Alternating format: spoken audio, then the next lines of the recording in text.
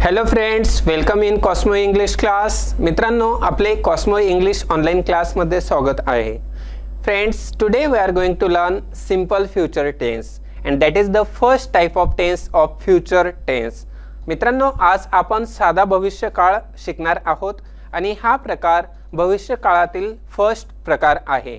Friends, simple future tense means what? Simple future tense हे एखादी घटना ही भविष्यात घडणार आहे याविषयी माहिती देते. Simple future tense denote an action which will happen in future. आता मित्रांनो, फ्यूचर टेन्समध्ये आपण कोणकोणते एक्झाम्पल्स किंवा कोणकोणते हेल्पिंग वर्ब आणि मेन वर्ब वापरत असतो ते आता आपण बघूया. Friends, in simple future tense we use subject, then we use shall or will helping verb, and after that we are using first form of the verb, and at last we are using object. Means formula of simple future tense is subject plus shall or will plus V1 plus object. मित्रांनो, जेव्हा जेव्हा आपण साध्या भविष्य काळात वाक्य तयार करतो त्यावेळेस आपण त्या वाक्यामध्ये शाल आणि विल हे दोन क्रियापदे, सहाय्यकारी क्रियापदे वाक्यात वापरत असतो. आणि मित्रांनो, जेव्हा आपण आय आणि वी हे दोन प्रोनाउन वापरतो त्यासोबत आपण जनरली शाल हे हेल्पिंग वर्ब वापरतो. आणि मित्रांनो, काही सेंटेन्समध्ये आपण आय आणि वी सोबत विल देखील वापरू शकतो. जेव्हा आपण शाल हे हेल्पिंग वर्ब वापरतो त्यावेळेस एखादी क्रिया ही होईल म्हणजेच ती फिक्स नसते, तर आपण जेव्हा विल वापरतो तर ती क्रिया डेफिनेटली होईल. Means when we are using shall after I or we, that means that action will take place or will may not take place. But when we are using will after I or we pronoun means that action will definitely take place. अशा प्रकारे मित्रांनो, आता काही आपण examples बघूया. जसे की I shall write a letter म्हणजे मी पत्र लिहील. She will visit to the market, ती मार्केटला जाईल. I will drive a car, मी गाडी चालवेल.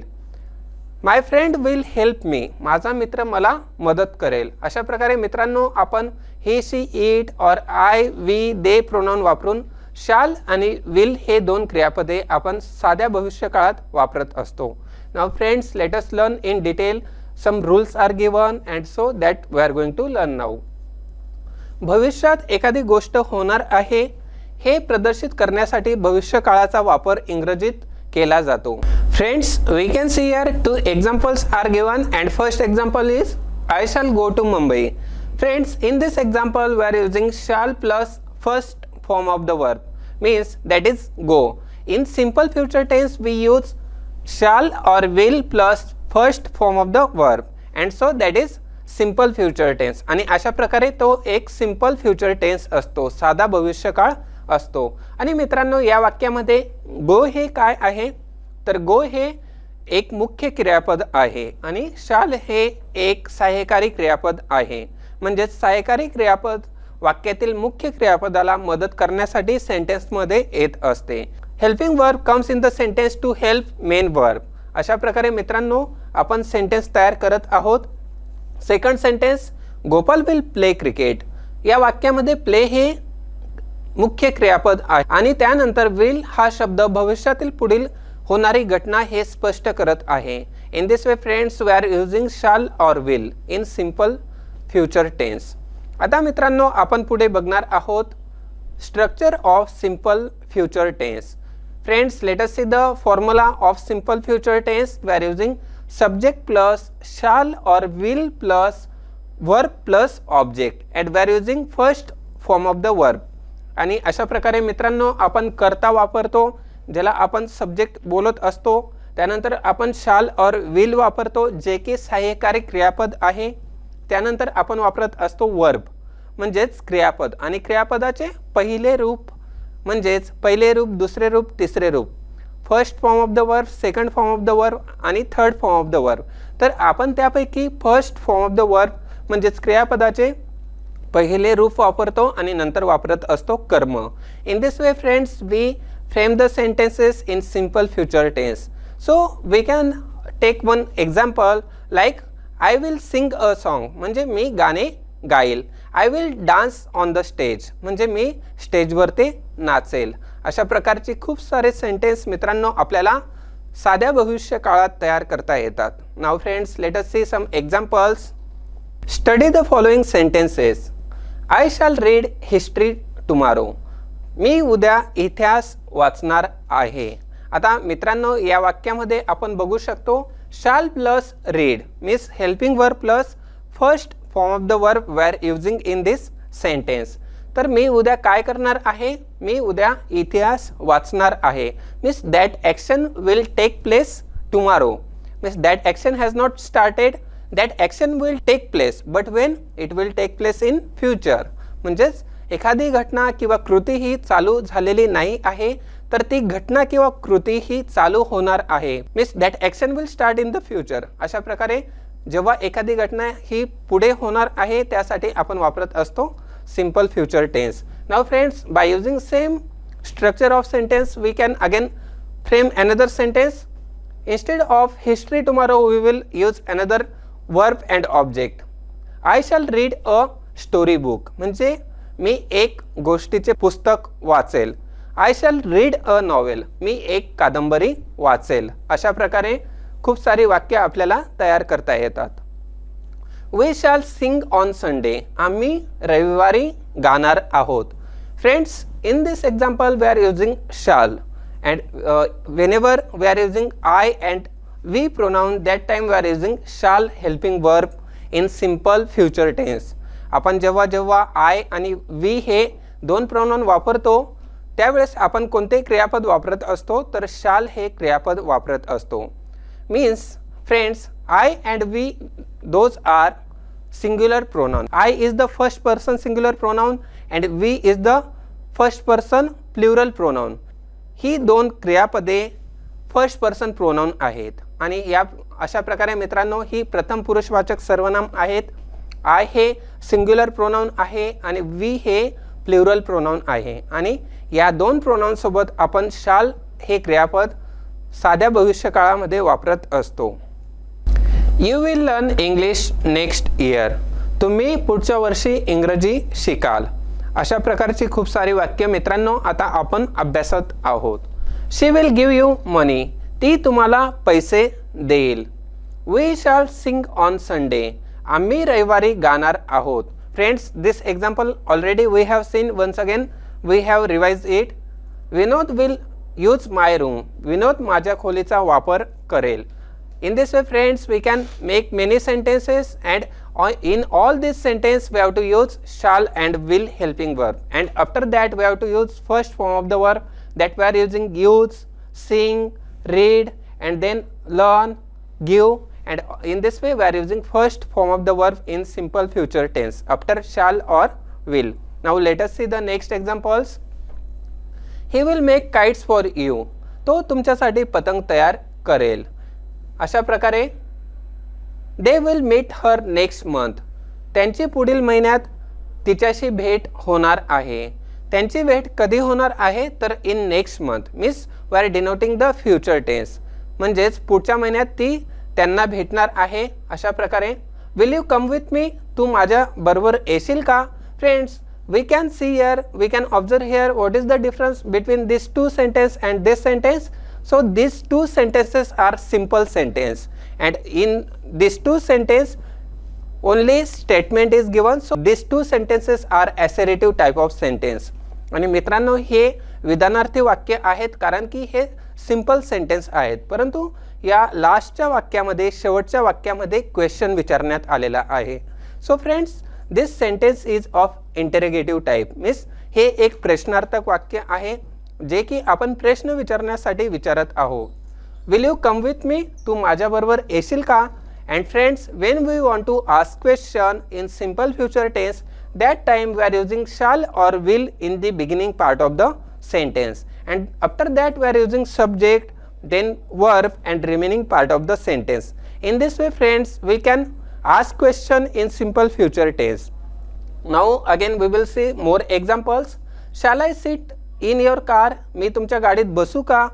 Now friends, see here we are using shall in the beginning part of the sentence for asking question. Why we are using shall? because we are using here I pronoun, and after I or before I we are using shall helping verb. And so in this way we are asking permission, and sentence is shall I sit in your car, मी तुमच्या गाडीत बसू का? What shall I do now? आता मी काय करू? आता मित्रांनो, हे जे लास्टचं सेंटेन्स आहे ते एक WH क्वेश्चन आहे, म्हणजेच आपण त्या क्वेश्चनची सुरुवात ही WH वर्डने करत आहोत. In this way friends, we can ask question, we can make simple sentence or assertive type of sentence, and it helps us to ask question or to frame the simple sentence as well. Now let us say next examples.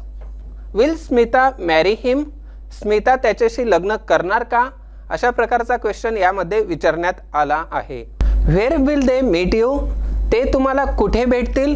अशा प्रकारे मित्रांनो आपण question simple future tense मध्ये विचारत आहोत. Friends, but when we are asking a question and that is of WH category, that time we have to use WH word plus helping verb, then subject, then remaining part of the sentence. But when we are asking simple question, means by using helping verbs, so that time formula is different. That time we are using helping verb plus subject plus verb plus remaining part of the sentence. How will you reach there? तुम्ही तिथे कसे पोहोचाल? I shall not miss the train. मी train चुकवणार नाही. Friends, we can observe the difference between this three sentence and this sentence. So what is the difference? In this sentence, I shall not miss the train. This is negative type of sentence. Why? Because we are using shall plus not. आणि मित्रांनो, हे वाक्य एक नकारार्थी वाक्य आहे, कारण की आपण जेव्हा वाक्यामध्ये शाल नॉट और विल नॉट वापरत असतो त्यावेळेस तो शब्द हा नकारार्थी मीनिंग देत असते. That is why this sentence is a negative sentence. She will not cook tomorrow. ती उद्या स्वयंपाक करणार नाही. अशा प्रकारे शाल नॉट और विल नॉट वापरून आपण वाक्य नकारार्थी तयार करत असतो. Now friends, let us see the next examples. They will not advise us. ते आम्हाला सल्ला देणार नाहीत. Who will not go to Bombay? मुंबईला कोण जाणार नाही? Mohan will not be able to go. Mohan जाऊ शकणार नाही. Friends, in this example question is asked and in next example answer is given. In this way friends, you can ask question, you can give the answer to the question. Which room will you select? तुम्हाला कोणती खोली आवडेल? And friends, this sentence is of WH type question. अशा प्रकारे मित्रांनो आपण काही प्रश्न हे WH टाइप मध्ये विचारू शकतो, तर काही क्वेश्चन हे आपण हेल्पिंग वर्ब वापरून विचारू शकतो. Some examples we can make negative also by using not after shall और will. When will they return? ते परत कधी येणार? What will you eat and drink? तुम्ही काय खाणार आणि पिणार? अशा प्रकारची खूप सारी वाक्य मित्रांनो आपल्याला प्रश्नार्थक वाक्य तयार करता येतात. See friends, here some rules are given in Marathi language. वरील सर्व वाक्यात भविष्य दर्शवणारी क्रियापदे आहेत. भविष्यातील कृतीसाठी मूळ क्रियापदाच्या पुढे शाल किंवा विल शब्द वापरले जातात. And friends, which two helping verbs we are using for denoting the future tense? We are using shall or will. प्रथम पुरुष क्रियापदाच्या एक वचन आणि बहुवचनाच्या कर्त्याच्या पुढे शाल हा शब्द वापरला जातो. आणि मित्रांनो, जेव्हा प्रथम पुरुष means first person pronoun I आणि वी असेल त्यावेळेस आपण वापरत असतो शाल हे क्रियापद. आणि क्रियापदाच्या मूळ स्वरूपात शेजारी एक वचन आणि बहुवचनाचा कर्ता असलेला द्वितीय आणि तृतीय पुरुष सोबत विल क्रियापद वापरले जाते. Means friends, for first person pronoun for I and we use shall, and for second person and third person pronoun we use will. And friends, which are the second person and third person pronoun? Second person pronoun is you and third person pronoun are he, she, it and they. And after these pronouns we are using will helping verb.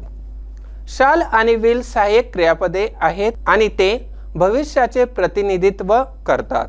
आणि मित्रांनो, अशा प्रकारे आपण shall आणि will हे future tense मध्ये वापरत असतो. Now friends, let us see the next rule in Marathi language. इंग्रजी भाषेतील नियमानुसार शाल ऐवजी विल वापरता येईल. म्हणजे प्रथम, द्वितीय, तृतीय पुरुषाच्या एकवचनी आणि बहुवचनी कर्त्यापुढे विलचा वापर केला जातो. Friends, in some example we are using will after I and we pronoun as well. मित्रांनो, आपण काही सेंटेन्समध्ये आय आणि वी नंतर देखील विल हे क्रियापद वापरत असतो आणि ज्यावेळेस आपण आय आणि वी नंतर विल हे क्रियापद वापरतो त्यावेळेस ती घटना किंवा ती कृती ही फिक्स होणारच असे आपण सांगत असतो. जसे की I shall go to Mumbai म्हणजे मी मुंबईला जाईल, मे बी जाईल और जाणार नाही. परंतु जेव्हा आपण विल वापरतो, I will go to Mumbai means definitely I will go, म्हणजे तेव्हा फिक्स किंवा कन्फर्म आपण ती गोष्ट करणार असतो. अशा पद्धतीने आपल्याला फर्स्ट पर्सन, सेकंड पर्सन आणि थर्ड पर्सन सोबत विल हे क्रियापद फ्युचर टेन्समध्ये म्हणजेच सिंपल फ्युचर टेन्समध्ये वापरता येते. सर्वप्रथम वाक्यात भविष्यातील सोप्या वाक्यावर प्रश्न विचारणे, शाल किंवा विल त्यामागे कर्त्याचे मूळ रूप व क्रियापद वापरलेले असते. आणि अशा प्रकारे मित्रांनो आपण बघू शकतो की आपण सिंपल फ्युचर टेन्समध्ये प्रश्न विचारतो, नंतर आपण सिंपल सेंटेन्सेस तयार करतो जे की ॲसरेटिव्ह टाईपचे सेंटेन्स असतात, त्यामध्ये आपण शाल आणि विल हे क्रियापद देखील वापरत असतो. Friends, let us see one example and that is interrogative type of question. Will Suman read English? Suman इंग्रजी वाचेल का? अशा पद्धतीचा क्वेश्चन विचारण्यात आलेला आहे. सर्वप्रथम प्रश्नार्थक वाक्यात वेळ, ठिकाण इत्यादी माहिती विचारण्यासाठी where, what, when, which, how हे शब्द विल किंवा शाल सोबत वापरले जातात. मग कर्त्याचे मूळ रूप व क्रियापद वापरले जाते. Friends, for asking time and for asking place we use WH word. And in this way we are asking the question, and after shall or will we are using subject, and then we are using first form of the verb and remaining part of the sentence, and we are asking the question what she will give you tomorrow. ती तुला उद्या काय देईल? अशा पद्धतीचा question आपण विचारू शकतो आणि शेवटी आपल्याला द्यायचे असते क्वेश्चन मार्क. साधा भविष्य काळाचे वाक्य बनविताना शाल किंवा विल क्रियापद वापरतात आणि त्यानंतर नॉट वापरून वाक्य नकारार्थी बनवतात. Means friends, for framing the negative sentence what we are doing, we are framing the sentence like I shall go to the market, I will go to the market.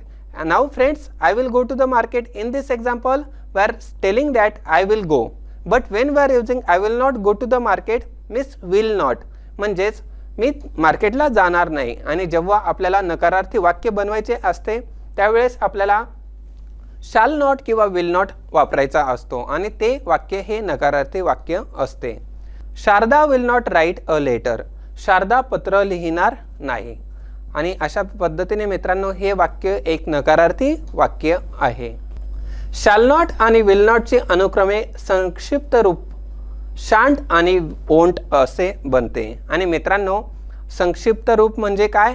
Short form मध्ये आपण त्याला काय बोलतो तर शाल नॉटला आपण shan't आणि will नॉटला ओंट असे बोलत असतो. भविष्यातील कृतीसाठी विशिष्ट दिवस किंवा वेळ दर्शवण्यासाठी वाक्याच्या सुरुवातीला किंवा शेवटी tomorrow, the next day, week, day, month, year आणि ऑन थर्सडे असे शब्द वापरले जातात.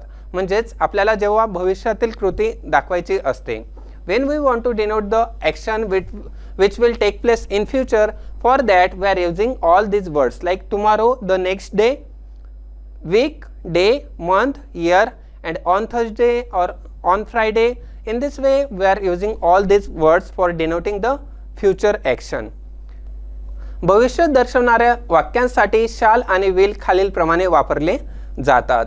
फॉर एक्झाम्पल फ्रेंड्स, प्रथम पुरुष, द्वितीय पुरुष आणि तृतीय पुरुष म्हणजेच first person pronoun, second person pronoun and third person pronoun. Now we will see the examples of first person pronoun.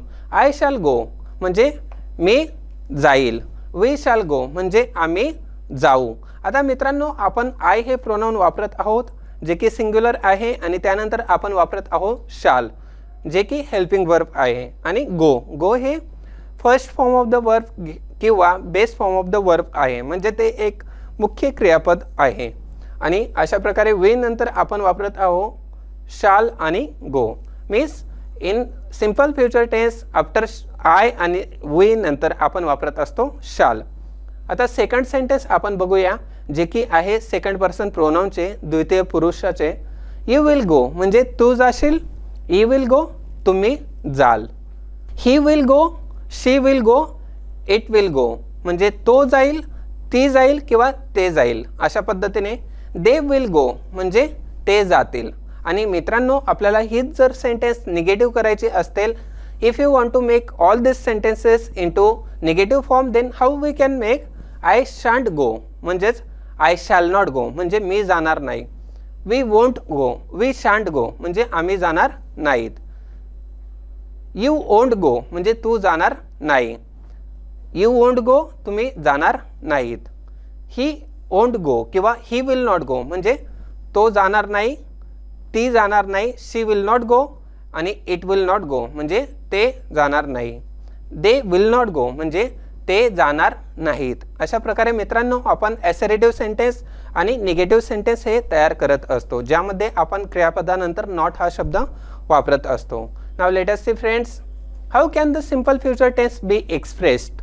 आणि साधा भविष्यकाळ हा आपण कशा पद्धतीने दर्शवू शकतो ते आता आपण शिकूया. Depending on the meaning and context there are 5 different ways to express the future tense. आणि आपल्याला सिच्युएशननुसार त्या सिंपल फ्युचर टेन्सचे 5 प्रकारामध्ये डिस्क्रिप्शन करता येते किंवा आपण 5 प्रकारामध्ये आपण एक्सप्लेन करू शकतो. आणि आता आपण शिकूया. सी फ्रेंड्स, विल और शाल प्लस इन्फिनेटिव्ह. मित्रांनो, आपण विल और शाल प्लस इन्फिनेटिव्ह म्हणजेच बेस वर्ब वापरत असतो. आणि मित्रांनो, ही 2 क्रियापदे वापरून त्यानंतर आपण मुख्य क्रियापद वापरत असतो किंवा first form of the verb वापरत असतो. आणि ते वाक्य हे सिंपल फ्युचर टेन्सचे असते. I will work or I shall work.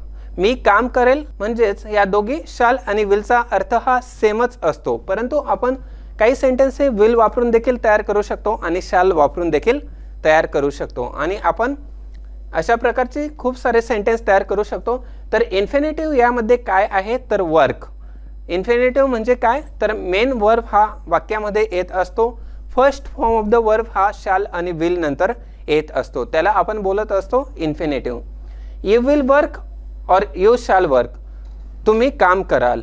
He will work म्हणजे तो काम करेल. आता मित्रांनो, इथे आपण काय वापरू शकतो तर यू नंतर आपण वापरत असतो यू विल वर्क म्हणजे तुम्ही काम कराल. ही विल वर्क तो काम करेल. शी विल वर्क ती काम करेल. आता मित्रांनो, हीच वाक्य आपण निगेटिव्ह फॉर्ममध्ये चेंज करत आहोत.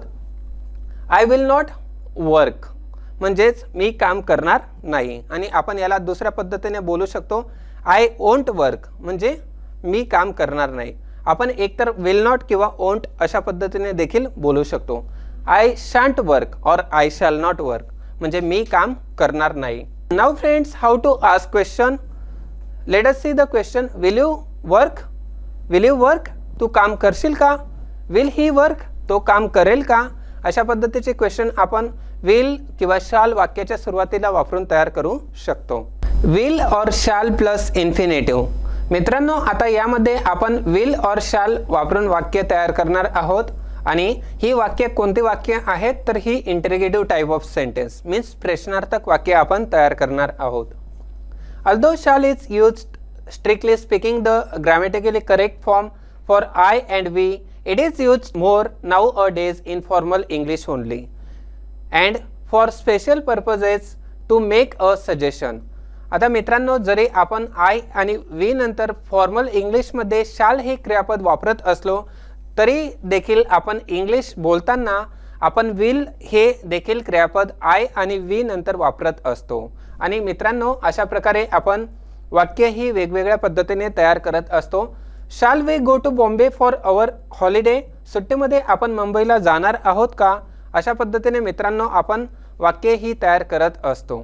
Will where it is used. Friends, now we will see how to use will helping verb in this sentence. Will is often used to express a fact.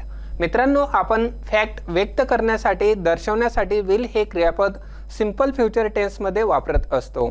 आता आपण काही एक्झाम्पल्स अभ्यासणार आहोत. There will be storm over western Bangalore tomorrow.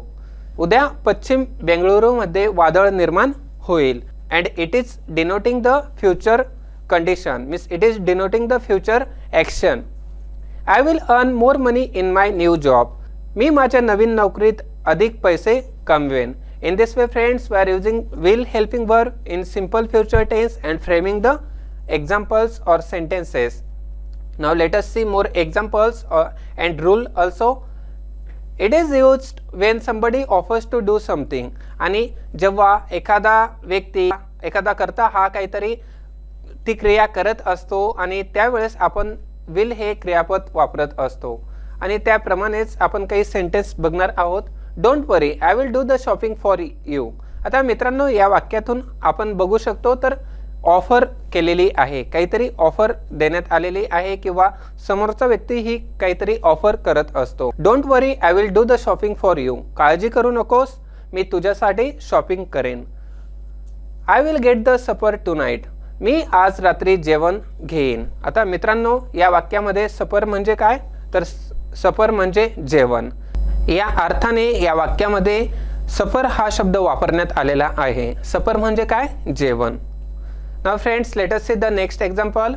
Now see friends, here when a request is made, that time also we use will in the beginning part of the sentence and we ask question.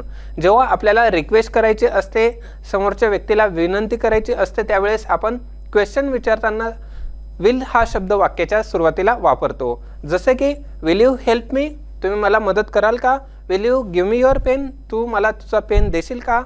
will you walk with me, तू माझ्यासोबत चालशील का? अशा वेगवेगळ्या अर्थाने किंवा वेगवेगळ्या सेंटेन्समध्ये आपण विलचा वापर क्वेश्चन विचारण्यासाठी करत असतो.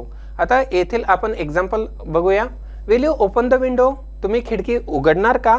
And in this example what is denoted, so will is denoting the request. आणि या वाक्यामध्ये विल हे रिक्वेस्ट डिनोट करत आहे आणि आपण अशा पद्धतीने समोरच्या व्यक्तीला विचारत आहोत की आपण खिडकी उघडाल का किंवा तुम्ही खिडकी उघडणार का? A polite intimation. आपण जेव्हा पोलाइट इंटिमेशन देत असतो त्यावेळेस देखील आपण विल हे वाक्याच्या सुरुवातीला वापरून प्रश्न तयार करतो, प्रश्न विचारतो. विल यू सिट डाऊन, तू बसणार आहेस का? Will you have some more tea, अजून तुम्ही चहा घेणार का? For different purpose we use will in the beginning part of the sentence. Now let us say friends, present tense of be plus going to plus infinitive. आणि काही वाक्यामध्ये आपण present tense म्हणजेच प्रेझेंट कंटिन्युअस टेन्सचे काही sentence वापरत असतो जो की आपल्याला सिंपल फ्युचर टेन्स डिनोट करत असतो. म्हणजेच आपण प्रेझेंट कंटिन्युअस टेन्सचे वाक्य वापरून नजीकचा भविष्यकाळ हा आपण डिनोट करतो. जसे की I am going to work, म्हणजे मी काम करायला जात आहे. It is not future tense but it is denoting the future tense which will happen after some time and that is very close. Miss, next example we can see I am going to deliver a speech, I am going to talk, I am going to walk. अशा पद्धतीने ही present continuous टेन्सची वाक्ये ही नजीकचा भविष्यकाळ हे denote करत असतात. I am going to work, you are going to work. मी काम करायला जात आहे, तू काम करायला जात आहे. He is going to work, तो काम करायला जात आहे किंवा तो काम करायला स्टार्ट करणार आहे. शी इज गोइंग टू वर्क, म्हणजे ती काम करायला सुरुवात करणार आहे किंवा ती काम करायला जाणार आहे. It is going to work, आणि ते काम करणार आहे. In this way friends, we use subject plus am is are plus verb plus ING plus object for denoting the simple future tense. We are going to work, आम्ही काम करायला जाणार आहोत किंवा आम्ही काम स्टार्ट करणार आहोत. You are going to work, म्हणजे तू काम करणार आहेस. They are going to work means ते काम करायला सुरुवात करणार आहेत किंवा ते काम करायला जाणार आहेत. So in this way friends, we denote the simple future tense, म्हणजेच नजीकचा भविष्यकाळ हा आपण प्रेझेंट कंटिन्युअस टेन्सचे वाक्य वापरून देखील तयार करत असतो. Now friends, let us learn more examples. This is commonly used form usually expressing intention. आणि मित्रांनो, हे सामान्यतः हेतू व्यक्त करण्यासाठी वापरले जाते. When we want to denote the intention, that time we use simple future tense. म्हणजे एखादा हेतू आपल्याला जेव्हा स्पष्ट करायचा असतो त्यावेळेस वापरतो आपण सिंपल फ्युचर टेन्स. परंतु सिंपल फ्युचर टेन्सची वाक्य ही आपण प्रेझेंट कंटिन्युअस टेन्सची वाक्य तयार करून देखील डिनोट करत असतो. जसं की I am going to sell my car next month, म्हणजे मी माझी कार पुढील महिन्यात विकणार आहे. आता आपण नेक्स्ट मंथ ही घटना आपण फ्युचर टेन्सची घटना ही प्रेझेंट कंटिन्युअस टेन्सचे सेंटेन्स वापरून देखील बोलू शकतो. She is going to have a party in June, आणि ती जून महिन्यामध्ये पार्टी देणार आहे. It is also used when the speaker can tell from the present situation what is to follow in the near future, आणि near फ्युचरमध्ये जवळच्या भविष्य काळामध्ये काय होणार आहे हे देखील आपण व्यक्त करण्यासाठी वापरत असतो. Is going to, are going to, am going to, आणि त्याच्या पहिले आपण प्रोनाउन यूज करत असतो. जेव्हा वक्ता सध्याच्या परिस्थितीतून नजीकच्या भविष्यात काय होणार आहे हे सांगत असतो तेव्हा वरील फॉर्म्युला वापरला जातो. आणि वरील फॉर्म्युला काय आहे? Present tense of be plus going to plus infinitive. आणि मित्रांनो, प्रेझेंट टेन्स ऑफ बी काय आहेत? तर टू बीची रूपं, म्हणजेच am is are, am is are plus going to plus infinitive. Infinitive म्हणजेच verb. Now let us see friends examples. It is going to rain, पाऊस पडणार आहे. There is going to be trouble, अडचणींना सामोरे जाणार आहे. I am going to be sick, मी आजारी पडणार आहे. अशा प्रकारे मित्रांनो, I am going to, it is going to, she is going to, he is going to, अशा प्रकारची वाक्य आपल्याला वापरता येतात. Present continuous tense is used. This is used to express fixed appointments और अरेंजमेंट्स इन द फ्युचर. जेव्हा आपल्याला fix appointments आणि अरेंजमेंट डिनोट करायच्या असतात त्यावेळेस देखील आपण प्रेझेंट कंटिन्युअस टेन्स हा वाक्यामध्ये वापरत असतो. याचा उपयोग भविष्यात निश्चित नियोक्त्या किंवा व्यवस्था व्यक्त करण्यासाठी केला जातो. I am having lunch with the boss tomorrow, मी उद्या बॉस बरोबर लंच करणार आहे. अशा पद्धतीने मित्रांनो, केव्हा लंच करणार आहे? तर उद्या, आणि ते एक प्लॅनिंग आहे किंवा नियोजन आहे.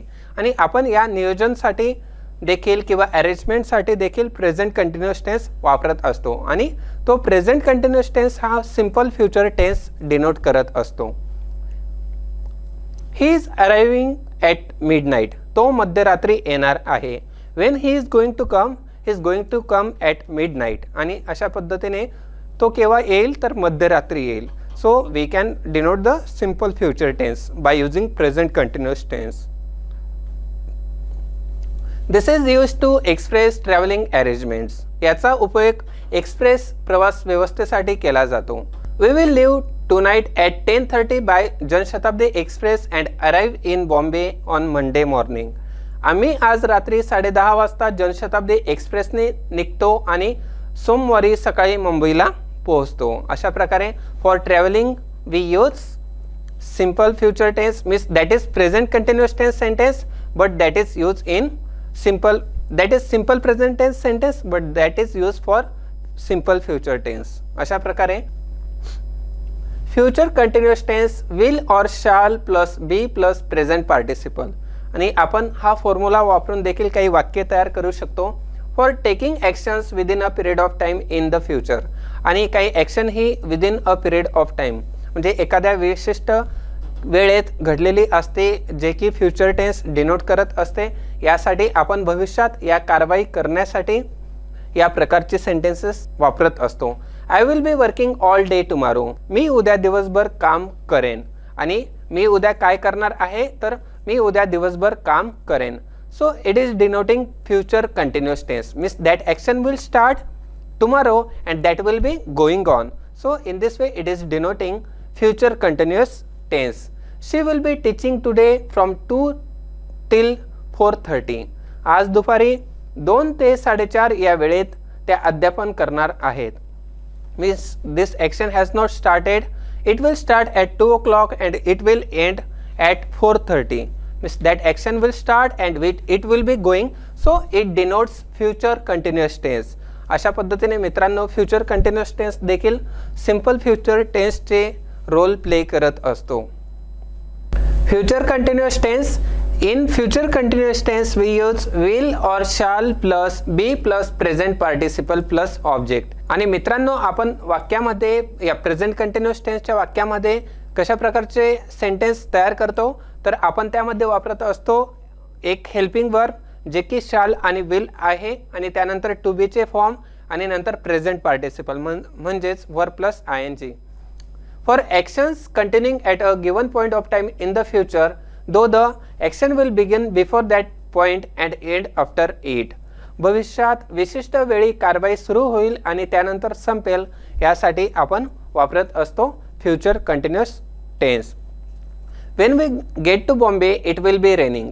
जेव्हा आम्ही मुंबईला पोहोचू तेव्हा पाऊस पडत असेल.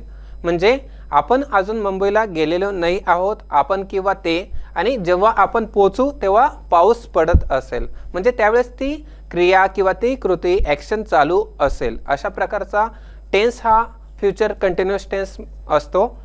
Second sentence, this time next week I will B lying on a beach in Goa.